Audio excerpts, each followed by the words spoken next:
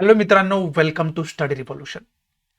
Russia Ukraine हा conflict खूप दिवसापासून सुरू आहे हे आपण बघतोय आणि तो जास्त न्यूजमध्ये विशेष करून.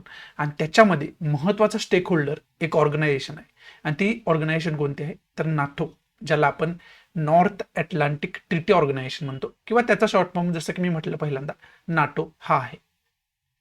मग आता रशिया युक्रेन कॉन्फ्लिक्ट काय आहे हे तुम्हाला एका लेक्चरमध्ये मी समजावून सांगितलं होतं. त्या लेक्चरची स्लाइड तुमच्या समोर आहे.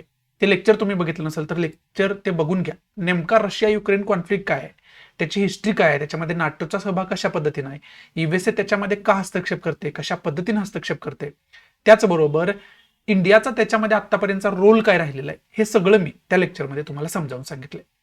आज आपण फक्त नाटो ऑर्गनायझेशन काय आहे त्याची डिटेल इन्फॉर्मेशन आपण या लेक्चरमध्ये घेण्याचा प्रयत्न करणार आहोत.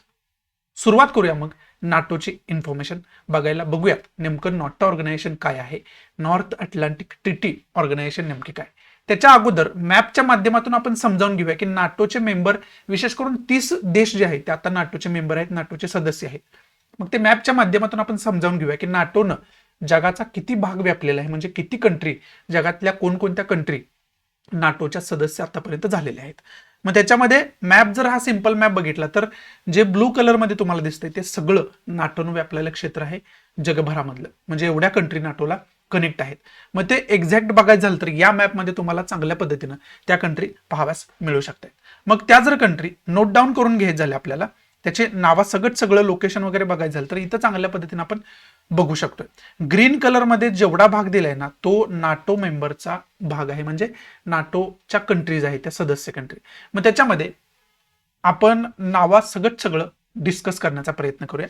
सगळं काय मी जे काय सांगतोय ते चांगल्या पद्धतीने नोट डाऊन करून घ्या, त्याच्यावरती कसाही क्वेश्चन फॉर्म होऊ शकतो. परंतु हे चांगल्या पद्धतीने लक्षात ठेवा की इंडिया जो आहे, इथं तुम्हाला इंडियाचं लोकेशन पाहावयास मिळते.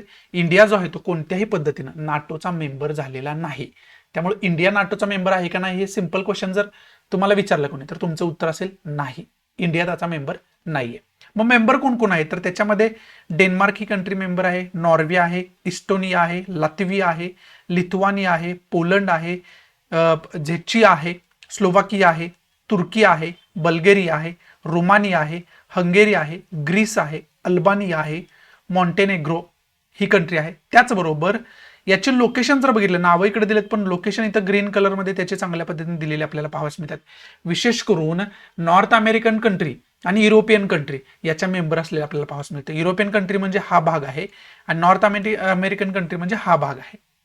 मग त्याच्यामध्ये आणखी कंट्री कोण कोण आहे तर क्रोएशिया आहे, स्लोवेनिया आहे, इटली आहे, जर्मनी आहे, फ्रान्स आहे, स्पेन आहे, पोर्तुगाल आहे, लक्झेंबर्ग आहे, युनायटेड किंगडम म्हणजे युके आहे, त्याला ब्रिटन सुद्धा आपण म्हणतो, आइसलंड आहे, बेल्जियम आहे, नेदरलँड आहे, कॅनडा आहे आणि युनायटेड स्टेट ऑफ अमेरिका आहे, म्हणजे अमेरिका सुद्धा याचा मेंबर आहे. एवढ्या कंट्री आतापर्यंत याच्या मेंबर झालेल्या आपल्याला खऱ्या अर्थानं पाहाव्यास मिळतात. आणि शेवटची कंट्री 2020 मध्ये त्याचे मेंबर झाली, तिच्याविषयी सुद्धा इन्फॉर्मेशन आपण पुढे बघणारच आहोत. मग पुढं आता त्याचे बेसिक इन्फॉर्मेशन बघत असताना आपल्याला चांगल्या पद्धतीनं इथं बेसिक इन्फॉर्मेशन दिली. त्याच्यामध्ये काय तर नाटोला ओटान सुद्धा म्हणतात. ओटान हा फ्रान्स वर्ड आहे, फ्रेंच भाषेमधून आलाय. त्याला ओटान सुद्धा शॉर्ट फॉर्म त्याचा आहे आणि नाटो तर आहेच आहे. त्याचा लॉंग फॉर्म जर बघितला तर नॉर्थ अटलांटिक ट्रिटी ऑर्गनायझेशन आहे.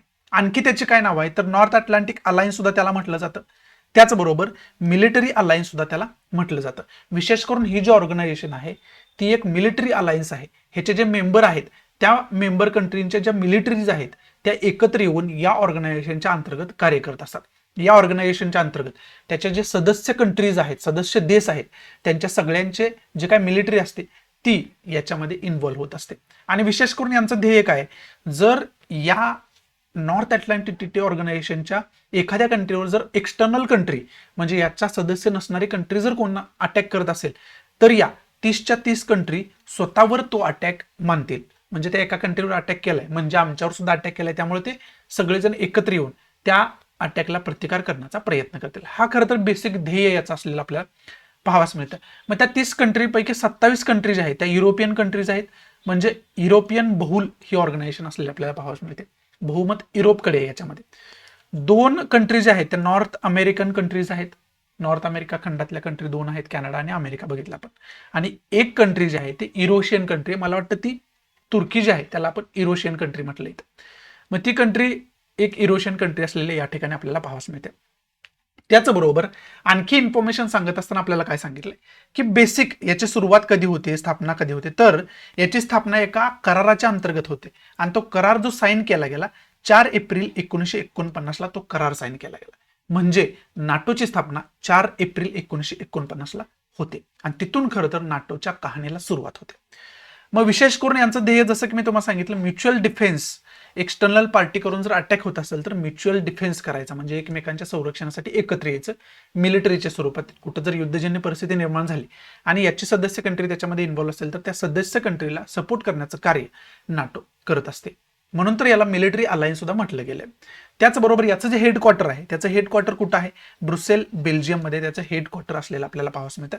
त्याचबरोबर अलाइड कमांड ऑपरेशन्स कोणत्या हेडक्वार्टर मधून चालतं, तर मॉन्स बेल्जियम मधून याचं जे अलायन्स कमांड जे ऑपरेशन्स आहेत ते या मॉन्स मधून चालतात, मॉन्स या सिटीमधून. हे सुद्धा तुम्ही लक्षात ठेवणं गरजेचं आहे. आता नाटोची स्थापना ज्यावेळेस होत होती त्यावेळेस 30 मेंबर त्याची कंट्री नव्हत्या, तर नाटोची स्थापना ज्यावेळेस होती त्यावेळेस फक्त 12 कंट्री होत्या. त्या 12 देशांनी एकत्र येऊन नाटोची स्थापना केली होती. परंतु त्यानंतर याचे सदस्य जे आहे ते वाढत गेले आणि आतापर्यंत 30 देश त्याचे सदस्य झालेले आपल्याला खऱ्या अर्थानं पाहावयास मिळतात. म्हणजे फाउंडर मेंबर याचे किती होते, स्थापना करणारे देश किती होते, तर फक्त 12 होते. हे सुद्धा चांगल्या पद्धतीचा फॅक्ट आहे. हे सुद्धा चांगल्या पद्धतीने तुम्ही लक्षात ठेवण्याचा प्रयत्न करा. पुढे आपल्याला काय सांगितलंय, तर पुढे आपल्याला हे सांगितले की NATO was north Macedonia on 27 March 2020. म्हणजे तुम्हाला जसं सांगितलं की लास्ट कंट्री जी नाटोमध्ये इन्व्हॉल्व्ह झालेली आहे, रिसेंट मेंबर नाटोचा कोण आहे, आत्ताचा सदस्य झालेला नवीन कंट्री कोण आहे नाटोची, तर ती आहे नॉर्थ मेसिडोनिया. ही कंट्री आहे, ती नाटोची मेंबर झाली 27 मार्च 2020 या दिवशी. म्हणजे 2020 मध्ये त्याचे लास्ट मेंबर म्हणजे 30वा सदस्य जो त्याचा आहे तो देश कोणता आहे, नॉर्थ मेसेडोनिया, आणि तो 27 मार्च 2020ला नाटोचा सदस्य झाला. हे सुद्धा आपल्याला माहिती असणं गरजेचं आहे. त्याचबरोबर नाटोला खऱ्या अर्थानं जॉईन करू इच्छिणाऱ्या महत्वाच्या कंट्री आता कोणत्या आहेत, तर त्याच्यामध्ये बोस्निया आहे, हर्झेगोविना आहे, जॉर्जिया आहे आणि त्याचबरोबर युक्रेन आहे. आणि याच युक्रेन सोबत रशियाचा कॉन्फ्लिक्ट या ठिकाणी सुरू असलेला आपल्याला पाहावयास मिळतं. मग आता रशियाला काय म्हणायचं आहे, तर रशियाला म्हणायचं आहे नाटो जे एक्सपान्शन करतंय ना ते एक्सपान्शन नाटोनं थांबवायला पाहिजे. म्हणजे जे नवीन नवीन मेंबर नाटोमध्ये ऍड होत आहेत ते कुठेतरी थांबायला पाहिजे असं रशियाला वाटते. मग रशियाला असं का वाटतंय, तर नाटोची स्थापना जी झाली ना ते USSR ला प्रतिकार करण्यासाठीच झाली होती. म्हणजे रशियाला पूर्वी USSR म्हटलं जायचं, USSR. ह्या USSR ला प्रतिकार करण्यासाठी म्हणजे नाटोला रशियाला प्रतिकार करण्यासाठीच नाटोची स्थापना झाली होती. त्यामुळे रशियाला काय भीती वाटते की नाटोचं जेवढं एक्सपान्शन जास्त होईल तेवढं रशिया नाटो पुढे कुमकवत आणि बलहीन दिसेल आणि प्रतिकार करण्यासाठी सक्षम असणारी कंट्री खरं तर असणार नाही रशिया. कारण नाटो बलशाली होईल, जास्तीत जास्त मेंबर होतील तेवढं नाटो जास्त बलशाली होताना पाहावयास मिळेल. त्यामुळे रशिया या नाटोला जास्त विरोध करताना वारंवार आपल्याला पाहावयास मिळतात. आणि या युक्रेन रशिया कॉन्फ्लिक्टमध्ये याच नॉर्थ अटलांटिक ट्रीटी ऑर्गनायझेशननं युक्रेनला सपोर्ट केलेला आहे. त्यामुळे तो वाद वाढलाय. तो जे लेक्चर मी स्पेशल बनवले त्याच्यामध्ये सगळी इन्फॉर्मेशन दिली. इथं आपल्याला डिस्कस करायची गरज नाही, आपण इथं फक्त नाटो विषयी इन्फॉर्मेशन बघतोय. पुढे आपल्याला काय दिलंय, तर नाटो पार्टनरशिप पीस प्रोग्राम जो आहे आणि याच्यामध्ये काय तर ऍडिशनल पीस प्रोग्राम विषयी बोलत होतो आपण. ऍडिशनल ज्या काही कंट्रीज इन्व्हॉल्व्ह झाले त्यांचा विशेष करून सपोर्ट जो शांतता प्रोग्राम आहे नाटोचा, शांतता प्रस्थापित करण्यासाठीचा प्रोग्राम आहे, त्याला जॉईन झालेल्या त्या कंट्री आपल्याला खऱ्या अर्थानं पाहाव्यास मिळतात. तो फॅक्ट आपल्याला एवढा इम्पॉर्टंट आहे. परंतु पुढचा फॅक्ट महत्वाचा आहे. नाटोमध्ये जे सदस्य कंट्री आहेत त्या मिलिटरीमध्ये स्पेंड करतात ती जगाची 57% स्पेंडिंग, म्हणजे जगाच्या 57% खर्च या कंट्री करतात स्वतःच्या मिलिटरीवरती. हा एक महत्वाचा फॅक्ट खऱ्या अर्थाने इथं आपल्याला समजावून सांगितलेलं या स्लाइडच्या द्वारे पाहाव्यास मिळतात. त्याचबरोबर 2024 पर्यंत या कंट्रींचं ध्येय की त्यांच्या जीडीपीच्या 2% खर्च जो आहे तो ऍव्हरेजली मिलिटरीवरती करायचा, हे त्यांचं ध्येय असलेलं आपल्याला पाहावयास मिळतं. आणि एकंदरीत मिलिटरी अलायन्स आहे त्यामुळं प्रत्येकाच्या कंट्रीच्या मिलिटरीवरती जास्त फोकस करताना हे आपल्याला पाहाव्यास इथनं पुढे खऱ्या अर्थानं मिळणार आहेत. ही आपल्याला खऱ्या अर्थानं छोटीशी इन्फॉर्मेशन पाहाव्यास मिळाली नाटोशी रिलेटेड, म्हणजेच नॉर्थ अटलांटिक ट्रीटीशी रिलेटेड. आशा आहे की तुम्हाला चांगल्या पद्धतीने नाटोची इन्फॉर्मेशन या ठिकाणी समजली असेल. मॅपच्या माध्यमातून वगैरे खूप कमी वेळामध्ये मी नाटोची इन्फॉर्मेशन तुम्हाला समजावून सांगण्याचा प्रयत्न केलाय.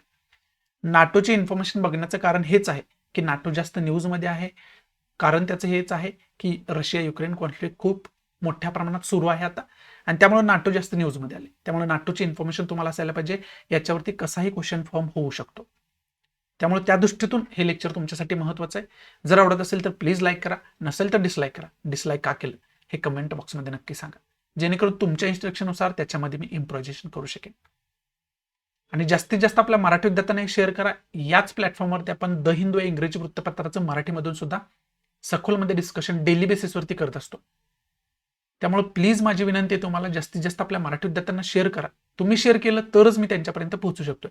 त्यामुळे प्लीज सगळ्यांना शेअर करा. सो या नोटवरती मी तुमची रजा घेतो. भेटू आपण नवीन लेक्चरमध्ये. तोपर्यंत thanks for watching. Good bye. Take care. जय हिंद.